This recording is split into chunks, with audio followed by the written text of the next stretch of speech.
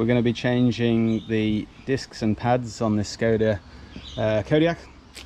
So there's not too many videos around for that, so hopefully this one's helpful to some of you. And we're just going to get it jacked up.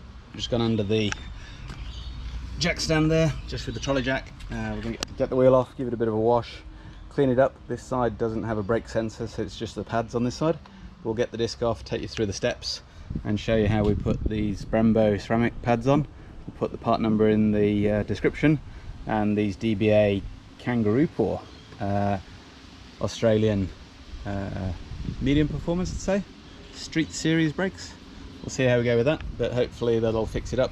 The car's done, what, 60,000 kilometers, and the brakes are shot. You got to blame the driver really, but anyway, hopefully follow along and see how we go. We are also bleeding at the same time, but we're going to do the rear discs another day, so we'll fix that up sometime later. Okay, let's get going. So for the connector goes on here for the back on the right hand side of the car, or driver's side in Australia, and this is the cable.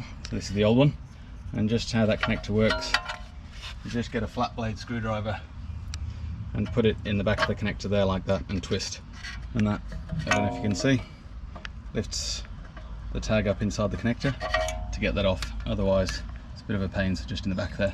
This is the new connector. We've already put it on, and we'll just put this and keep going and get the wheel together. We've got the wheel off, so I'll check. I think that's a 17 for the wheel studs, and you're going to need a 13 for the caliper bolt at the back here, a 17 for the front caliper pin. I'll show you how that goes.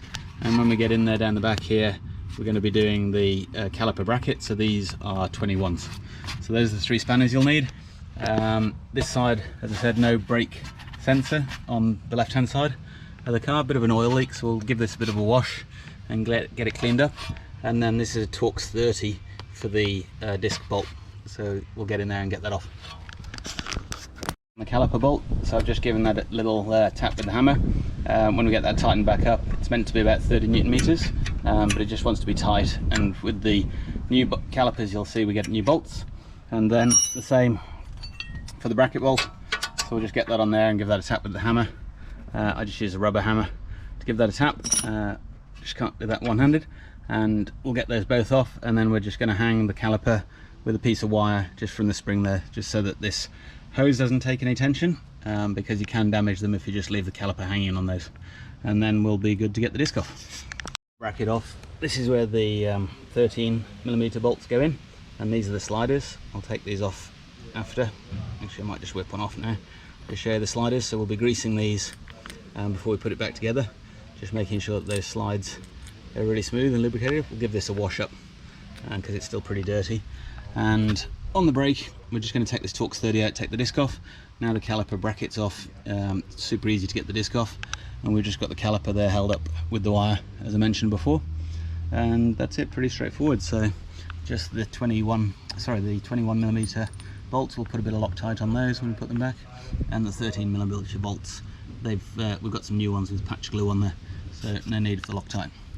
And there's the old brake pad. We'll get the new one, see how we go. Cleaned up the disc a bit here. The old disc was a little bit stuck on just on the shaft, so just give it a whack with a hammer and the disc will fall off once you've taken out the T30. So we've cleaned that up a little bit with some wet and dry, and then put a bit of copper slip on there, ready for the new disc. So we'll get the new disc in, get the T30 on there, also giving the caliper a good wash, push the caliper back in. Just be careful when you do that. I've got a tool to do that, so I've got this tool here, it's a bit wet, and when you do that you can pump the fluid up through the reservoir, so we used to use the syringe to get that out, or alternatively you can put a hose on the nipple, and then when you push that piston back in, the fluid will come out and you'll start to bleed the brakes. So we're going to finish off the bleeding once the caliper's back together, and we're happy with that. But first of all, we'll get this disc back on and then start getting the caliper bolts in, putting Loctite on those and getting everything torqued up. And I think that's probably about between 10 and 20 Newton meters, but just don't overdo it. And when you do put the disc on, just check that you've got the holes for the studs showing there, so that you can get the wheel back on. Okay, next thing, caliper bracket. Okay, so we've got those bolts back in and torqued up to 175 Newton meters, which is pretty high. Just be careful doing that. We just had to lean on the torque wrench. Got the torque wrench here, Had to lean on that pretty heavy down the back of the car just to get those to click off. And now, just with the pads, just to note, there's two different designs. So one of them's got this slot on these Brembos. So this is the one that goes on the outside, this is the one that goes on the inside. And the easiest way to check that, if you've forgotten, is just have a look at your old pad and just see that the circle is on that inside pad and goes down that thing. Probably something to do with the anti-rattle. So that's the inner, that's the outer, and the way those go on. So just offer them up, the springs in like that, and then just squeeze in, and they should just pop in. These springs to help notch the brake out every time you release and help it not go in, only get a bit harder to go in, a bit easier to come out. Okay, so that's the inside one, sorry, the outside one. And then, don't know if I can do it one-handed, just try and put the inside one in. So just push it into those two clips, a bit easier now it's clean.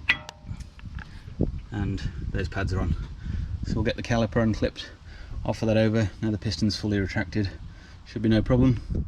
We'll bleed the brake and then just get the caliper bolts back on. So let's move to that step.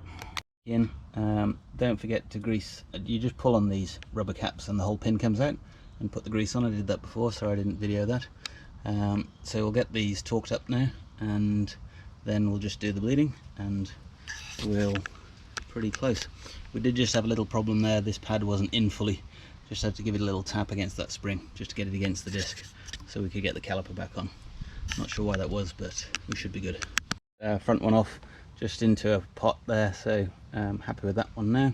And just don't forget to do a mental check that you've done the caliper bolts, the caliper bracket bolts. Got the Torx 30 there. We're just going to get the wheel back on and we're good to go. So we just took it for a quick spin and just did 10 light applications of the brakes, let them cool between each application.